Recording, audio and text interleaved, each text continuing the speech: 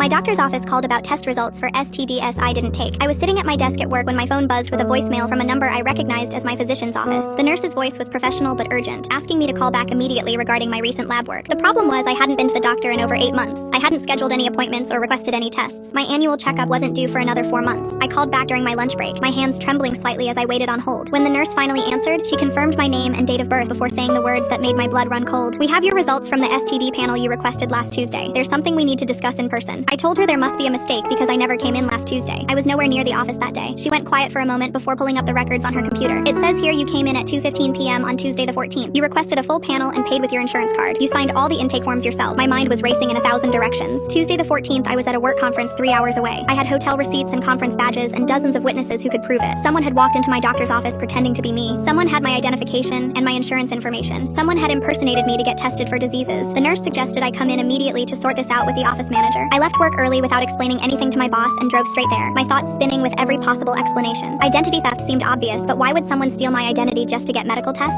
When I arrived, the office manager was already waiting with a serious expression. She pulled up security footage from that day on her monitor. A woman walked in wearing sunglasses and a baseball cap, her face partially hidden but her body language confident and eerily familiar. She had my driver's license and my insurance card. She knew my date of birth and my address and my mother's maiden name. She answered all the security questions correctly like she had studied for an exam. I watched her sign my name on the intake forms with practiced ease, the signature close enough to mine that no one questioned it. Then she turned slightly toward the camera to check something on her phone, and I saw her profile clearly. My stomach dropped through the floor and kept falling. It was my husband's sister, Renata, the woman I had tolerated at every holiday dinner for 7 years. The woman who always made snide comments about our relationship and found ways to insert herself into our lives. But this was something else entirely. This was identity theft and fraud, and something deeply personal in a way I couldn't understand. I drove home in a daze and found my husband Terrence in the kitchen making dinner like nothing was wrong. I asked him casually where Renata was last Tuesday, and he shrugged, saying she had mentioned running some errands in the city. I pulled up the security footage on my phone and showed him without saying a word. His face went through confusion, recognition, then something I couldn't quite read. He set down the spatula and sat heavily in a kitchen chair. "I need to tell you something," he said quietly without meeting my eyes. "Renata has been convinced for months that I'm cheating on you. She keeps telling me she has proof but refuses to show me what it actually is. She said she was going to expose me and save you from making a huge mistake with your life." I stared at him in disbelief. "So she impersonated me to get STD results? To prove you gave me something from an affair?" He nodded miserably. "She must have taken your wallet and copied everything when she visited last month. I thought she was just being paranoid and overprotective, but this is absolutely insane." I called the police that night and filed a report for identity theft and fraud and whatever else they could charge her with. Renata was arrested 2 days later at her apartment across town. When they searched her place, they found a folder she had been building for months. Photos of my husband having lunch with female coworkers. Screenshots of his text messages that she had somehow accessed from his cloud backup. A detailed timeline she had constructed proving an affair that never actually happened. She had convinced herself so completely of her delusion that she committed multiple felonies to expose a lie she invented in her own mind. At her arraignment, she screamed at me from across the courtroom that I was blind and stupid and that my husband was destroying our family. The judge had her removed by 2 bailiffs.